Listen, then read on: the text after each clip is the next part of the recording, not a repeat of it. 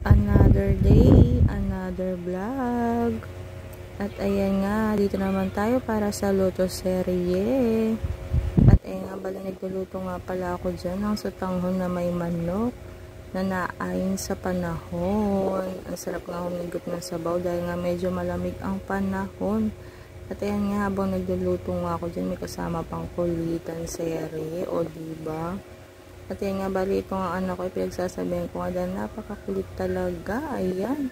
At yan nga, naluto na yung aming ulam at nakakain na nga itong asawa ko at papasok na nga siya sa trabaho. At bali nadaanan niya nga itong anak ko bago siya umalis ay nakita nga niya ito sa may baba naglalaro ng cellphone. O diba, nagpaalam pa. At ayan na nga, umalis na nga ito si Mr. at lumabas na nga para ayusin itong motor niya na sasakyan niya nga papuntang trabaho. At ayan nga, di ba mga ka-Mother Earth, kahit nga medyo anong oras pa lang yan, ay madilim pa nga dahil nga ito talaga ang ating weather. Bali, ayan na nga, inatid ko nga dyan si Mr. hanggang makaalis nga siya dyan. At ayan lang, salamat.